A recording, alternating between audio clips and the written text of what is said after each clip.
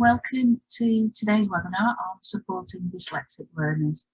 My name is Claire Woodcock and I'm a specialist teacher within cognition and learning, and I specialise in dyslexia. I'm a dyslexia teacher and assessor, and I'm also director of Aiders Specialists Limited. Now, we are a company that supports many schools across the north of England, namely around dyslexia and dyscalculia, and Senko support, SEND systems. So if you want to get in contact with us, our details are there, or if you've got any questions following today's presentation, then please do feel free to drop us a line. So back today then, we are looking around specific learning difficulty, dyslexia. Now, dyslexia is a neurodiverse condition.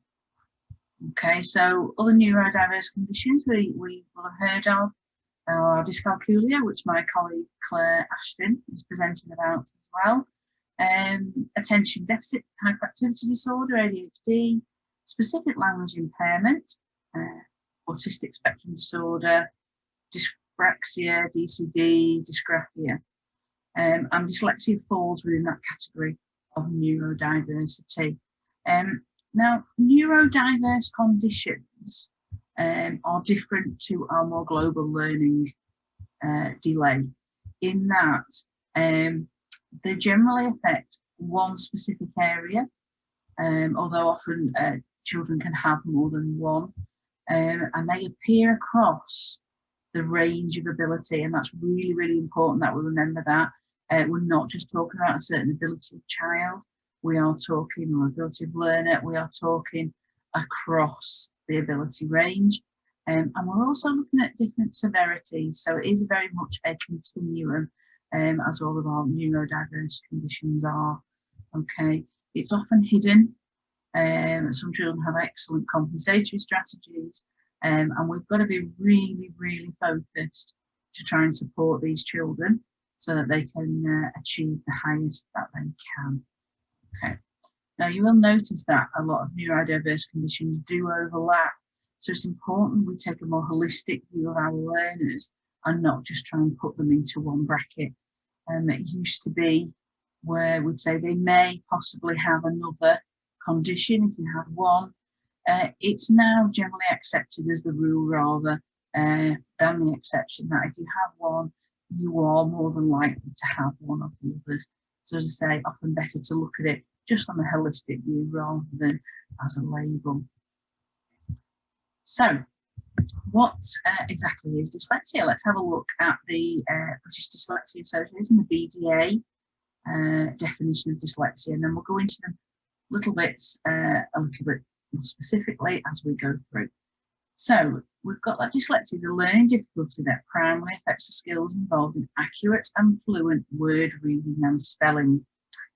Characteristic features of dyslexia: difficulties in phonological awareness, verbal memory, and verbal processing speed. And obviously dyslexia occurs across the range of intellectual abilities, as we've just discussed. And it's best thought of a continuum, not a distinct category. There's no clear cut-off points. Now, it also goes on to state that there are co-occurring difficulties that you may see in aspects of language, motor coordination, mental calculation, concentration, and personal organisation. But these are not by themselves markers of dyslexia. Okay, we might see them as well, but they do not tell us that that child is dyslexic.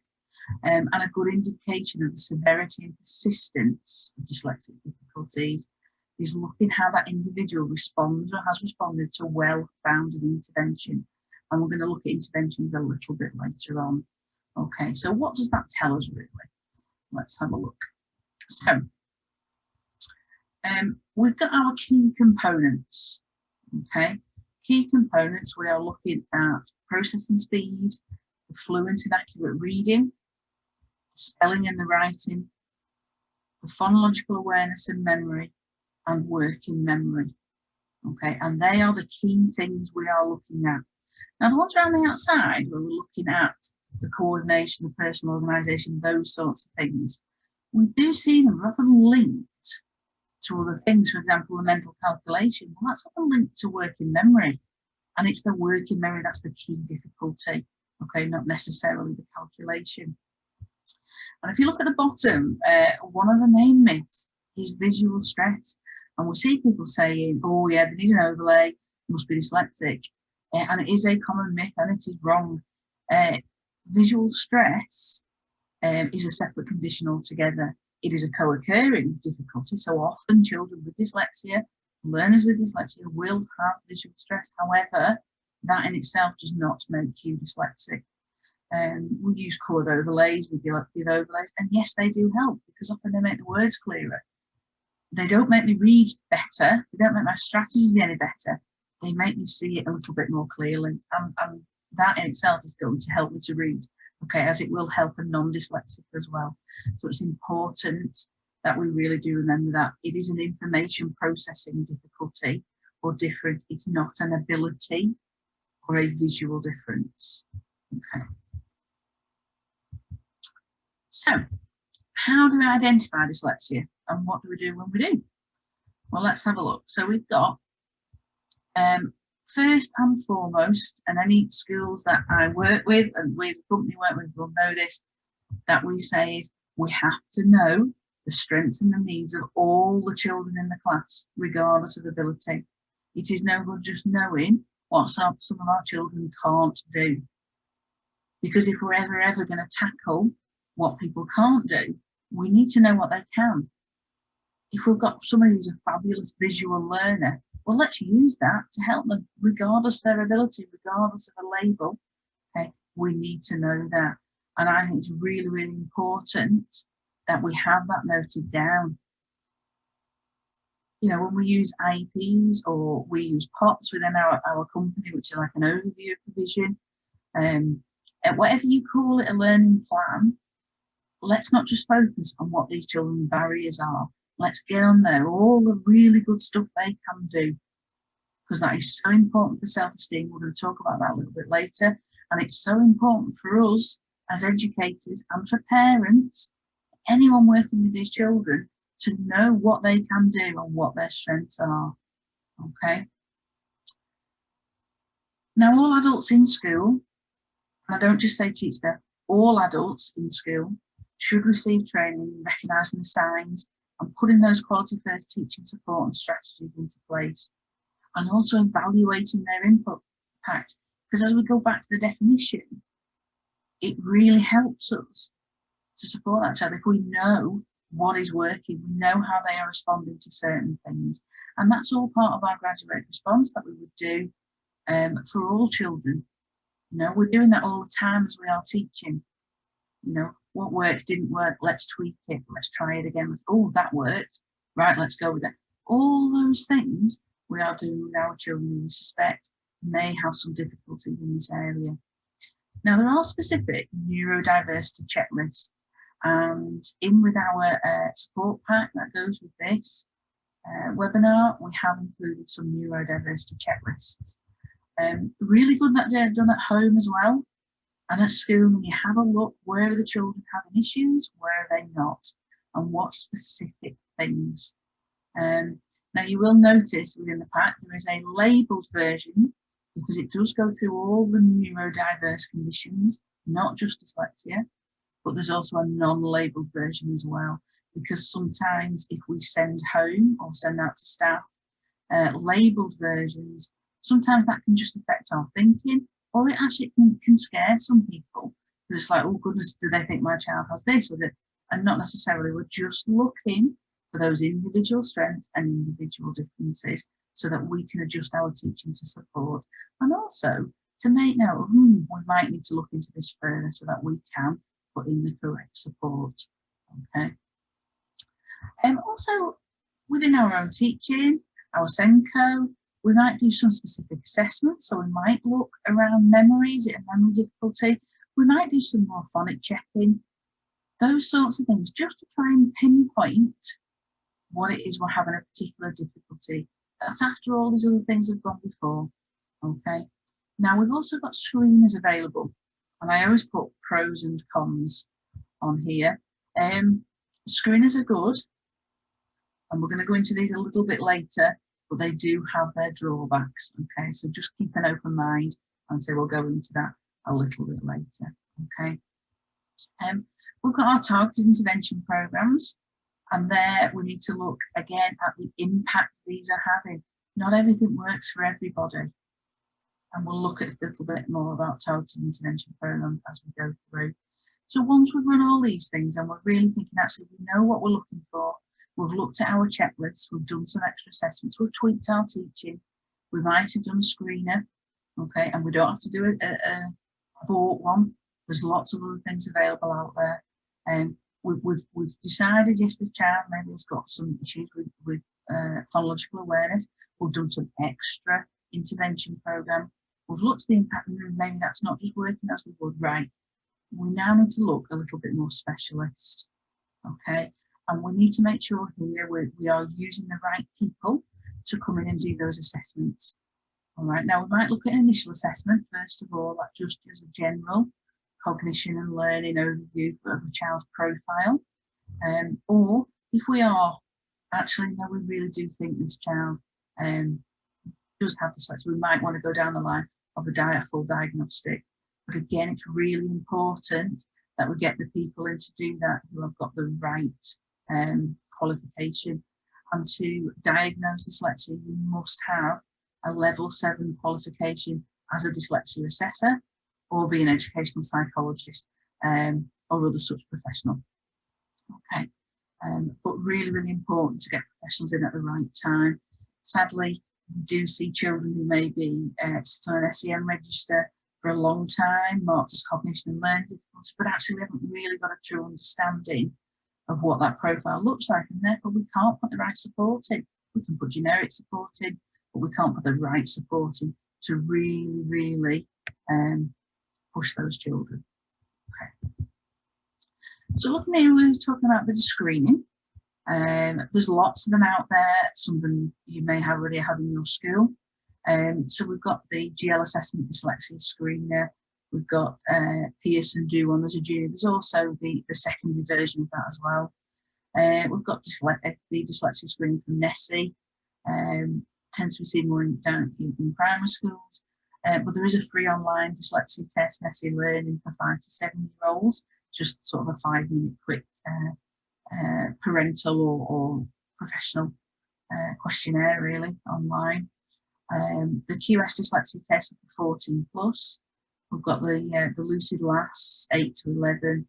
We've got the neurodiversity checklist that we're going to send through to you. We've got your observations, your knowledge of those children.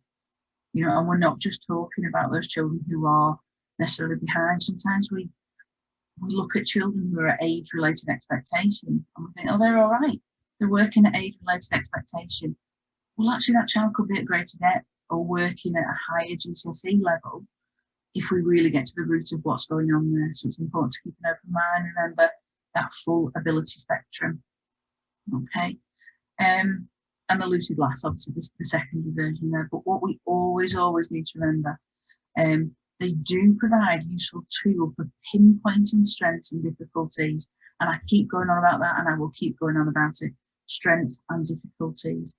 Even having a label of dyslexia, we all have different strengths and difficulties because as a population, we have a natural variation in what people can do. You know, we have a natural variation in ability, okay, and therefore it's only right we have a natural variation in strengths and difficulties. But it's so important we pinpoint those to clarify the next steps of support. But we must remember they do not diagnose dyslexia. Again, unfortunately, we see all too often children have this piece of paper and parents think they've had a diagnosis. No, they are diagnosed dyslexia and they've had a screening. Okay, it is purely that for next steps. So sometimes when we're communicating with staff, sometimes when we're communicating with parents, obviously you'll know your parents. Remember, dyslexia is genetic in origin, it can be genetic in origin. So if you've got parents or siblings, close family relatives, who have a diagnosis of similar difficulties, then you want to open that conversation with them. But as long as you make it clear that you are looking at their strengths and you are looking at the difficulties, and you will target intervention towards that. Okay, but the key to why we are doing all of this today is, right, how do we get it right within our classrooms? All right. And at the moment, within our remote learning, we are going to look a little bit about that as well. Very, very pertinent at the moment. Okay. Now, there's so much research out there that says if we can promote dyslexia-friendly practices in our classrooms, in our schools, if we get it in our policies, even better. A lot of research said it actually pushes up the attainment of all children. Okay. So you're never going to disadvantage other children by getting it right for those with dyslexic learning preferences. Okay, so please do not be afraid to really, really go for that. Okay, so let's have a look. Quality first teaching. You know, we've got our quality first teaching, we've got our targeted intervention. Now we can do as much targeted intervention as we want, but if we don't get it right day in, day out within the classroom, we are never going to reap the benefits. That child is never going to one, achieve what they're meant to do, and two, enjoy being in that room, is the honest answer. And if we don't enjoy something, we tend not to be very motivated and we tend not to achieve.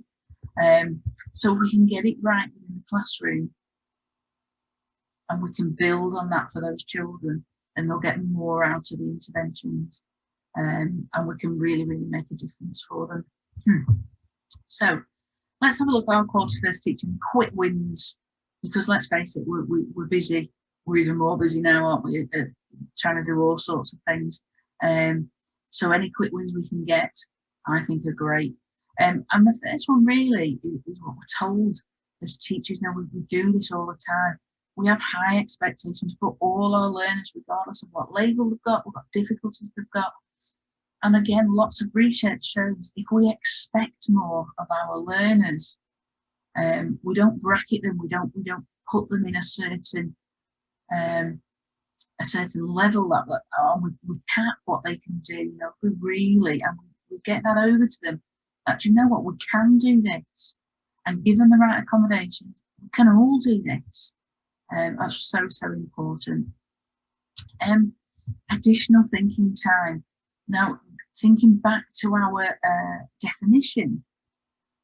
That processing speed is so important for our children. Again, not just our dyslexic children, but for all.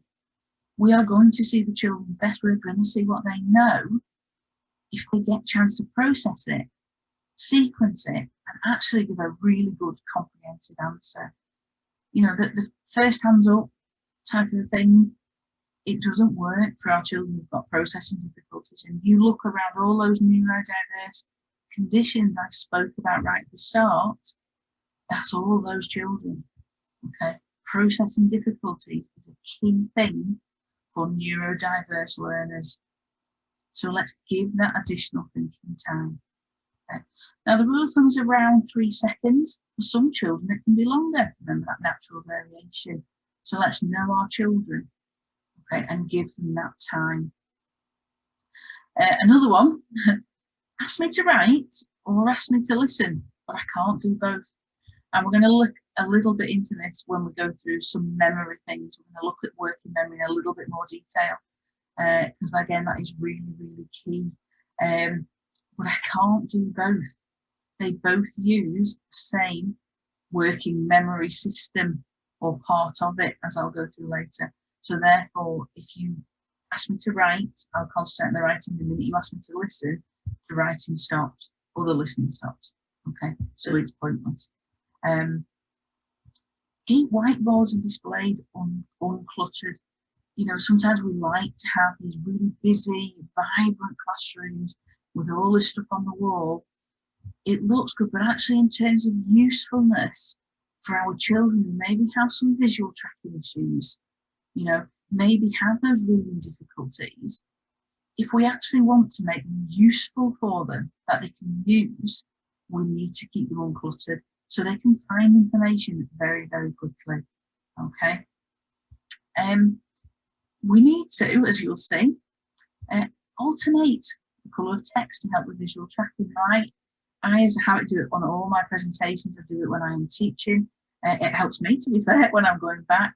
You know, if we've read something, we look away, we're looking at children, and then we go back to the board, we straight away we know where we are. I was on the yellow bit, I was halfway down, and children will use, and learners will use that strategy as well. Okay, so it gives them half a chance to go back. If it all looks the same, and I've got tracking difficulties, or I've got some reading difficulties, then I make it that bit harder for them. I mean, even better, if you've only got a few points, I'd even recommend doing a different colour for each one, because then they might say, I was on the red point, I was on the white point, or the blue point. But just be careful if they're quite busy. And on my slide here, there's quite a few points. If you get too much colour, it can be a little bit cluttered and a bit overwhelming. So just use your judgment on that one, really. Avoid black writing on white paper. It does make writing and reading more difficult. Okay. Now, rather than having a coloured overlay for one or two children, just print it on book for everybody. Print it onto a different colour. Colour mask your whiteboard. Okay, it's a really quick fix, but it will make a massive difference. And if you try and go and stand at the back of your classroom, you will see what a difference it makes. And I think until we've actually gone and done that, we maybe don't realise. I always say, look at motorway signs. There's a reason when we're travelling at high speed, our signs are on a blue background with white writing, because we can read it easier. Okay, and that's the whole reason it's done. So let's do that with what we are presenting to our learners. Okay, and we're also going to talk a little bit about that when we talk about remote learning in a bit, just about helping children to be able to do that with their own electronic devices. Keep worksheets at the correct size. Now, this may seem a strange one, but we're always told we have to save money on photocopying. You know, budgets are tight, we all know budgets are tight, and we'll have a nice A4 sheet, nice and clear, and I'll think, oh, we can get two of them onto one. So let's reduce it down to A5, and then I get twice as much photocopying. Great for budget, not great for children who have got reading difficulties. Because we're making it smaller, we're making gaps narrower, everything we don't want to do for our learners. So if we do have children who've got those difficulties, if we do it for everyone, brilliant. But let's do it at least for the children who have those difficulties, keep them to the right size. Let's have a look. We've got handouts to highlight. Let's not copy loads off the board, because often when we're copying off the board, unless I've got really good reading skills and I'm quite, I'm good at writing the point that it's an automatic process for me, copying off the board takes so many cognitive resources. I haven't got a clue what it said by the end of it. So it's been a pointless exercise, because I'm not looking at a board and saying, oh, in my head, oh, that says phonics. I'm looking at a board and saying, that's got a per, and that's if our children can work out what letters are which at a distance, under pressure, under time pressure. And we're looking at it not necessarily as a word with meaning attached to it, but as individual letters just to copy onto a page. Pointless exercise. Okay, if we want to practice handwriting, we can do some discrete stuff. But if we want our children to really truly understand, don't make them copy lots of things out. Give them it pre-printed, let them highlight it. They've got a better chance of understanding and remembering. Okay, and we can then start to free up memory space. Again, I'm going to look at this a little bit later, so that we can actually process and understand. And that's what we want for our children, the processing and understanding. Because if I understand it and I can process it, I've got a better chance of recalling it later. Okay, and that's a massive thing for our children. Concrete resources. Work up to pictorial and abstract, but only when they are ready. Sometimes they think, oh, well, we're in year such and such, we really shouldn't be using them. No, leave them there until it's embedded. Let the children decide when they've had enough of that. I still now count on my fingers. We still use, you know, we go back to those things and don't take them off learners because we think they should be at that level. My colleague Claire Ashton is doing another webinar on dyscalculia, and she talks an awful lot about that, about memory, about using those resources and the reasons why we need to do that. And it's the same here. Okay. Early success. A bit controversial sometimes. We do a lot of discovery learning. Let's find out. I think, and quite a few others do, 100% right first time builds self-esteem. Now that's not spoon feeding children. We don't mean it in that way. What we're talking about is let's model it. Let's do it together. You know, I do it. We do it. Now you do it. Let's get it right, because a lot of our children that we'll be working with have already experienced failure. They've already experienced finding it really hard. And what we need to do is build that self-esteem. Okay, let's get them right first time. Let's get rid of any misconceptions so they know what they are doing. And then let's start challenging. Then let's work it to mastery, as we call it. You know, let's tweak things. But when they've got the absolute concept, first of all, you know, in whatever way we need to use to them to get that concept, then that's what we do. The early success, then we've got the supporting memory, which we're going to go into in more depth coming up, and also metacognition, really key. And again, I'm going to go into them in a little bit more detail in further slides. So we've got our quality first teacher. We've got all those things going on all the time. Okay, this is embedded in what we do in the classroom. It becomes normal. Targeted intervention. Now that's great. We've got all those quality first teaching, but we do need to do some specific interventions. Phonics. Now there are some rules where people will say, "Oh, yeah, but if they haven't got it by then, they're never going to get it." And yes, that can be true. In that, like, look, I'm doing this over and over again. It's not really making a difference. But let's not stop it too soon. I think we should be doing phonics throughout primary school. Because the more sounds I can learn, the more words I've got access to. If whole word reading is really useful, we do that as well. But if I only take that strategy, I limit the number of words I'm actually going to be able to use. So it's really important, because phonics taught well in a multi-sensory way does work. Okay, and it might take time, and we go over and over it again, but even, you know, we've got programs going into secondary schools, and actually those children at secondary school, oh, I understand it, I get it now, I can do it. Where maybe way back they just weren't ready, you know. So it's really important we keep going, but in the right way, in a multi-sensory way, and I'm going to talk about that multi-sensory an awful lot more, okay, when we talk about memory. Precision teaching. Now, you probably heard about precision teaching, and it'll be on a lot of specialist teacher reports. It certainly is on ours, and it's a way of really drilling in and overlearning what we want a child to be able to do. We've got alphabet arc activities, lots of information if you Google alphabet arc. Twinkle have a great pack, I'm sure lots of other providers do that, but Twinkle has a great pack on there. Again, really working on those phonics. We're working on a multi-sensory way of doing phonics within alphabet arc. Really important. Lots of different memory games. You know, we can play all sorts of little games, fun games for children to support their memory. And also specific handwriting interventions. What we do need to bear in mind, a lot of handwriting difficulties with children who are dyslexic, not necessarily because they can't physically write, and I'm talking from a fine motor point, because often some other fine motor skills they've got are perfectly fine. And so why can't they write? It's not a fine motor issue, it's a phonological issue. And it's something, yeah, one, what's the sound?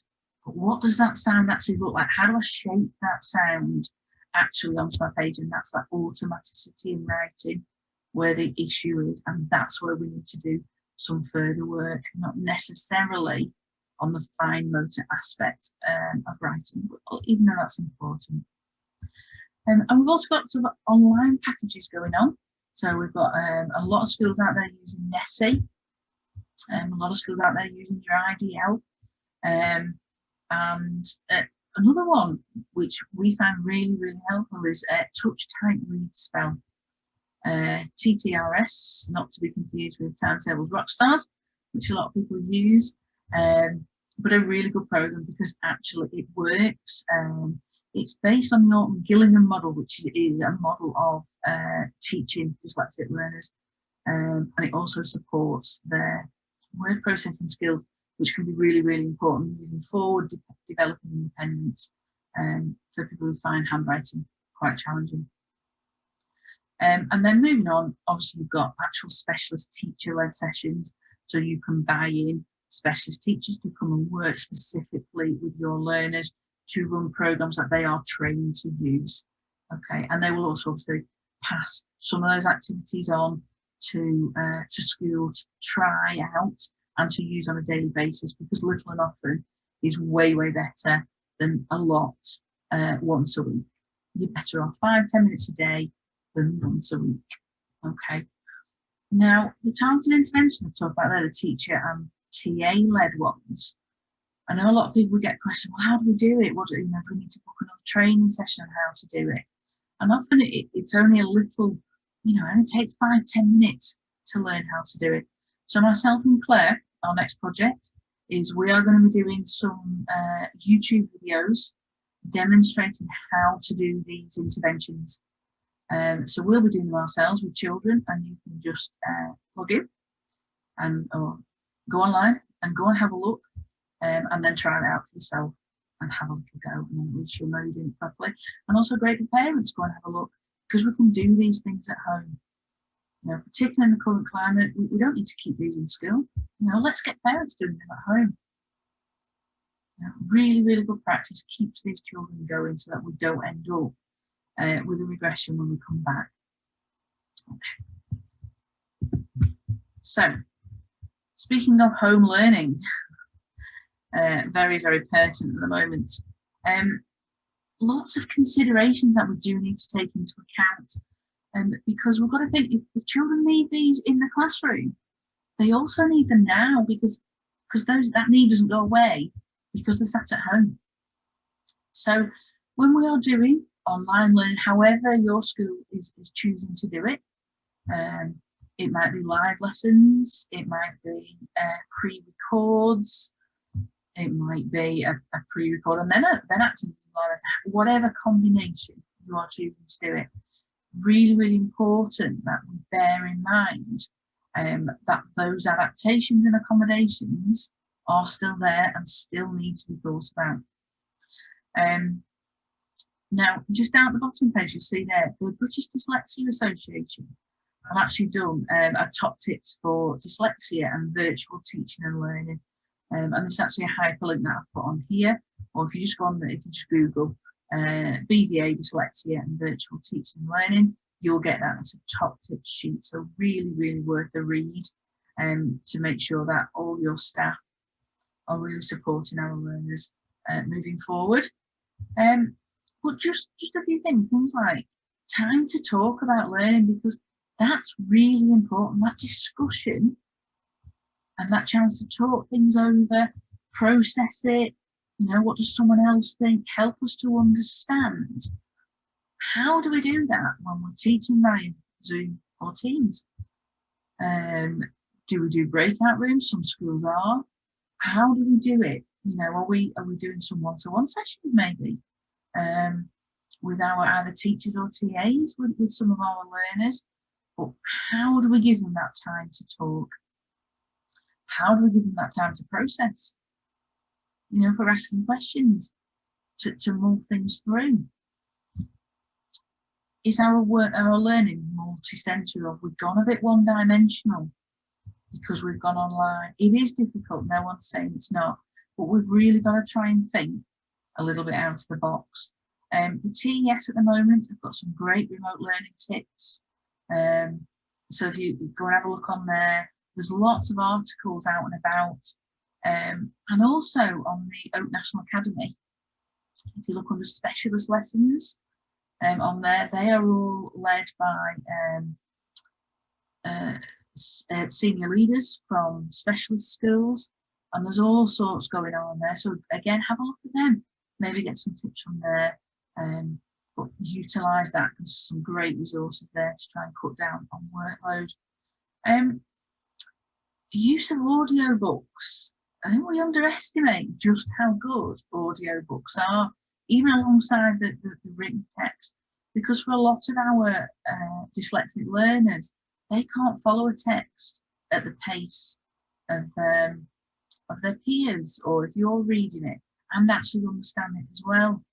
So listening to it again on an audiobook just taps into that multisensory. I'm looking at it, I'm hearing it, I can play it back. Now, RNIB Bookshare, which we can access for children who have got vision impairments, are also available free of charge for children who have got difficulties accessing text. And on their website, the National Institute for the Blind actually put on that this includes children who have reading difficulties, and that includes our dyslexic learners. So you can create a free account. You can create a free account for the school if you've not already got one. And it's quite straightforward. It's step by step on the actual website. And then you can set up individual learners. So you become an admin for your school, or someone in your school does. You can set up for individual learners, and you can actually put on books on there for them to read. Okay. So we've got so many titles. If there isn't one there, you can request it. So great for set text, things like that. And also things like Audible. Okay. You need opportunities for overlearning and revisiting. So if we are sort of doing a concept a day, maybe we're doing it online, what opportunity are we giving our children to go back? Are we still using the context, putting things into context? You know, let's write, when did we last do this? And we're going to talk about this again in the memory bit. If we keep overlearning, we put it in context, children are more likely to recall it. Okay, so it's important we don't forget about that. Are we adapting for individuals? If we do in the classroom, then sending out a pack of work that is the same for everybody is not going to cut it. Well, fair enough, send out the same work, but what else are you going to put in there that's going to help them? Ask the child, ask the parents, what do they need? What have they got? Okay, think about it when we are delivering online. But if they need the adaptation in school, they need it at home. As we said before, can interventions be run at home? You know, let's send a set of letters, or encourage parents, if they've got the financial means, to order a set of letters for a few pounds off Amazon or any other online supplier that can do it, you know, and help them to be able to run those. But also the use of assistive technology. If we are having children more on laptops and things, let's use it as an excellent way to build up their technology skills. For some of our children, as they move through their learning, use of word processing, use of assistive technology becomes their normal everyday practice. Right? So they can build these skills now. In Office, we've got things like Immersive Reader, we've got Dictate. So there straight away, we've got text-to-speech technology, and we've got speech-to-text technology. So we can use that while children are learning. You know, we can Google that, we can go through it. It's really easy to use, and let's get our children using that so that when the time comes, it's an automatic skill for them. Screen masking as well. You know, if we normally tint our whiteboard, if we use an overlay, whatever, to make words clearer, let's teach them how to mask screen. Right, again, we can just Google. There's lots of how-to videos on YouTube of how to do that on Office. So let's help them to do that. I'll say just at the bottom there, some lovely tips, and know that you can go and have a look further. Okay, so building self-esteem to foster a can-do attitude. Now, this is one of the biggest things we can do in our classroom, okay? Because if children don't believe they can do it, they're never going to be able to, they're not going to be motivated, okay? As I've said before, these children have often experienced difficulty, experience finding things hard. So let's really, really push to build that self-esteem. And I put on there, experience early success using a waggle. Now, the schools we work with will know we talk about waggles all the time, and it's what a good one looks like. So let's not get them guessing. Let's show them what we want. I always liken this to MasterChef or what's it like, Great British Bake Off. You know, what's the hardest challenge on that show? Is doing the unseen task. You get a list of instructions and get told to make something. Now, on the off chance, you may have seen one before if you are lucky. A lot of them have never seen one, and their first question is, well, what does it look like? What do I do? What do I? And it's exactly the same. Just think how better some of the things would have turned out if actually what one looked like in the first place. Let's not make that mistake with our learning. Let's show them what they are trying to achieve so that they know and have got half a chance to get there. Plus, obviously, we'll try to do the 100% success first time, model, scaffold, work through together. You know, let's show them. I'll do it. We'll do it. You do it. When we're here together, we are going to do this and you can do it. You know, we've got to get that. And then when it's embedded, then let's go for the discovery. Let's go for tweaking that. Let's go for putting a bit of challenge in. But let them experience success first, because they've got a much better chance of giving it another go later on. Next, really, really key, supporting working memory. Because for all our neurodiverse learners, information overload is massive and it has such an impact. Now, current research is saying that working memory and your ability to memorize and process and manipulate information is a bigger indicator of your future success than IQ. And it was always seen as IQ and underlying ability. And yeah, while that does play a part, working memory is absolutely massive, because we've got the same, pretty small to be fair, amount of storage for storing information, remembering information, and processing it. Okay, and often mistakes will happen because that space is just completely overwhelmed. And that's where we'll see our children looking out of windows, forgetting, we'll see behaviours, because it's gone. We haven't remembered it. So we've really, really got to support that. Okay, and I would absolutely advocate, if you have never had working memory training for yourselves or for staff, to get it, because it is fascinating. And it's like a light bulb moment, I find, for a lot of staff. Like, whoa, right, that makes sense. It absolutely makes sense of how we can really support. So important. Okay, and it's a simple principle, really. If you can lighten the memory load, you've got more room to process. So if I've got a huge memory demand, so I am maybe asking children to remember, maybe I'll put a task on the board, I'll go through something on the board, particularly interactive whiteboards, and then I'll go to flip to the next page. Right, let's have a go. You've just made them have to remember what they've got to do. So now they've got this huge memory demand. So actually being able to process is pretty small. Okay. Whereas if I can lighten that memory demand, give them a visual, let them see it, whoa, straight away, I've got more room to process now. And it is as simple as that. Okay. So how do I support memory? How do I lighten that load? Multi-sensory learning without going massively into our memory system. basically we've got a visual and we've got a verbal.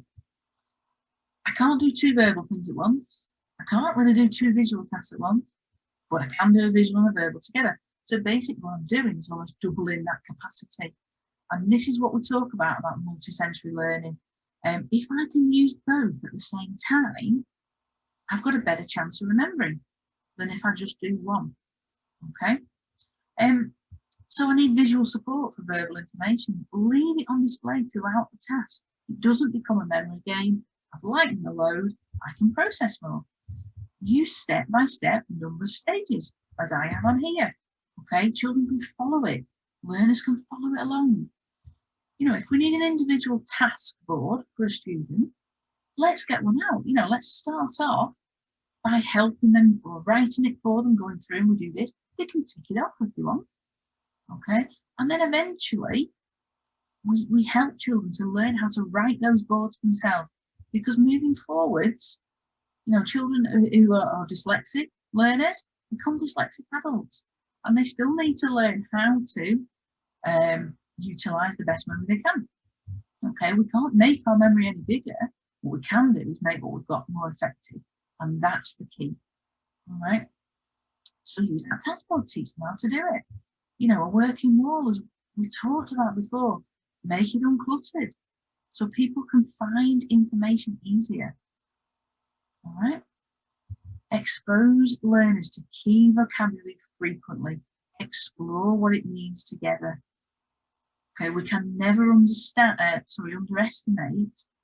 the importance of vocabulary, because if I've heard a word before and I know what it means, I don't have to remember it. I don't have to think about it, because I know it's in my long-term memory. If I'm constantly coming across new bits of information, I can't process it. You know, I'm having to read and read. You think if you go and read quite a high-level text, if you're trying to learn something new, go and read it. It's like, oh, I've not even heard of that word. Right, let's find out what that word means. Let's go back, let's read it again. And the cognitive processing demand there is really quite high. So if we can expose our children to that key vocabulary and get them to understand it, massively supports memory. Okay. Set working context. Okay. What do we already know? Start test. What do we already know about this? How does what we're going to do now link to what we already know? Knowledge that's sticky is easy to remember. Something completely new, and I've got nothing to hang it on, is not going to hang around very long. But if I already know where this fits, if I know what purpose it serves and where it's going, I'll remember it more. Okay. And also, use something familiar to teach something new. Okay. So if I'm trying to teach something, use a well-known story, right, to teach about using like punctuation, to teach about verbs, to teach. You know, let's use something we already know to teach that specific thing. So I'm not trying to think of too many things at once. Okay. So the next one we're going to go on to, just looking at time there, metacognition. We talk about this a lot, and you will hear this a lot. It's basically the process where we support children to become aware of, and that's the key, how they prefer to work and the strategies that work for them. Okay, so it's about knowing themselves as a learner. You know, and the earlier we can do this, the better, because it becomes automatic. Okay, if we're trying to teach it top end of high school, all right, whilst yes, it will have some use, the earlier we get it in, people, they're already using it, learners are using it, they know, and it's massive for self-esteem, it's massive for independence, and it really, really helps with learning. So teaching metacognition strategies to mastery means the learners will use it automatically without thinking about it. We haven't got it if we're constantly saying, oh, you could try this or you could try this. They automatically know what works for them. You know, in my world, if I just hear it, it doesn't exist, it's not written down. So I write lists. That is me knowing how to remember stuff. So let's get that ingrained in children, okay? So we're not necessarily saying, right, today we are going to do this. They'll be able to think, right, how am I going to record this information? where I will get some meaning from it.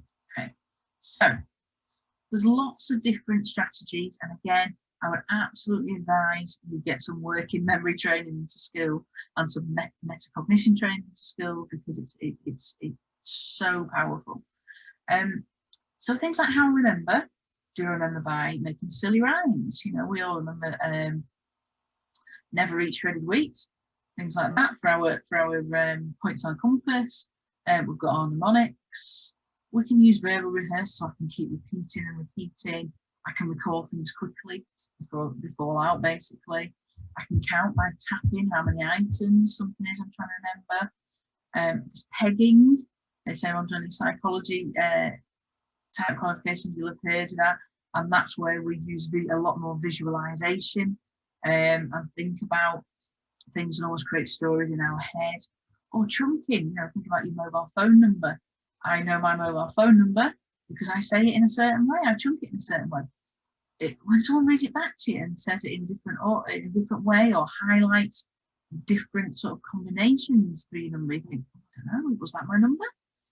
Well, because it's a different way to remember it, because we chunk phone numbers, we automatically do it, and got a really, really good technique. But also, not only that, is how I record and recall information. And it's important, along with those quality-based teaching strategies, that we give children choices of how they demonstrate their knowledge. You know, do they bullet point things? Do they mind map things?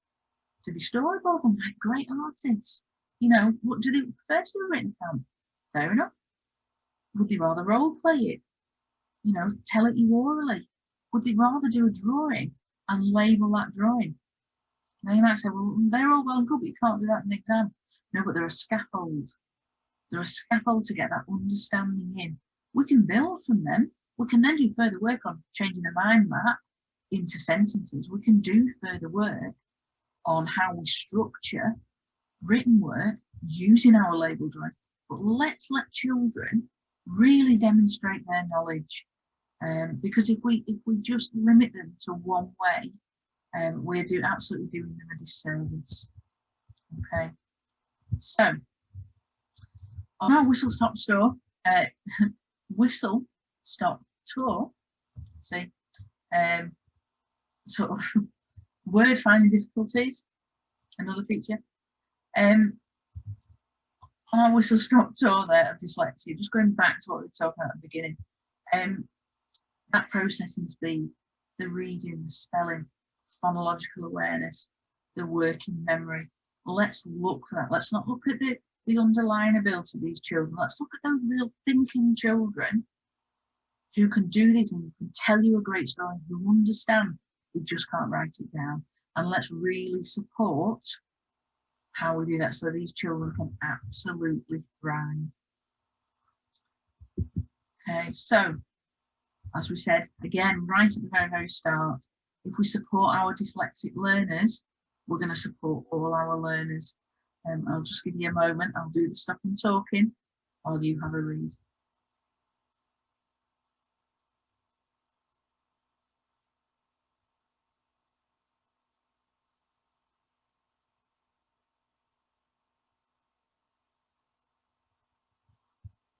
Just a thought to end with there.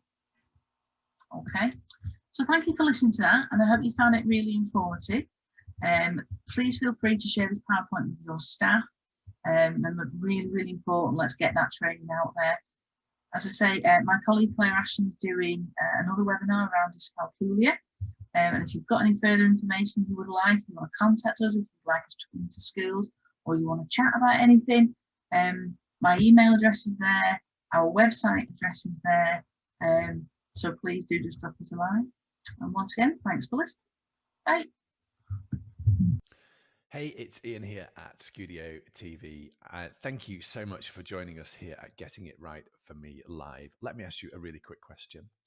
Are you here because you are hoping to develop your skills and your knowledge and all your learning and understanding around supporting and caring for children and young people with special educational needs and disabilities? I assume that's what you've come here for. We hope that you're enjoying your time here with us. There's some amazing people, and we're so grateful for them coming and being part of this. And we're so grateful for you to be joining us as well.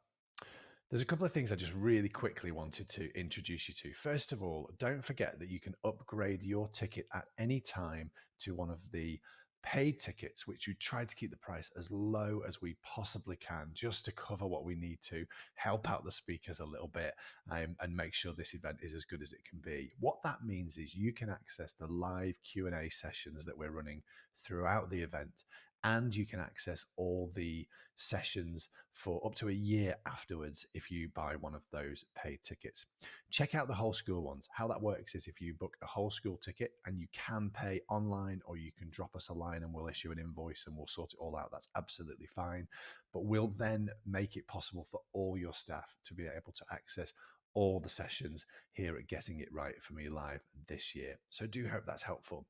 The other thing I want to mention is, and there are lots of members joining us this week, so thank you so much to those of you who are members, but we have put together, if you're looking to go deeper and access ongoing support and help and training, either as an individual, as a parent, as a professional supporting someone with additional needs, in a school or educational setting, or from a professional point of view, we have put together here at Scudio TV with Lynn McCann and her team at Reach Out ASC a fantastic membership that starts at just £10 a month and includes a wide range of courses to help you support those in your care. There's a load of resources and tools, printable things that you can use to work with those children and support them. And there's more content being added all the time. One of my favorite parts of the membership is there is a peer group community that's built into that. So you can ask questions of Lynn and her team and your peers built right into that membership as well. As I say, it starts at just £10 a month. Whole school memberships are there. We're offering trust-wide memberships, and local authorities have started to get in touch and offer this to their staff across a range of schools as well. We would love for you to join our community. If you've got any questions on that, drop us a line, but very much hope to see you there. And thank you so much. Enjoy the rest of the event.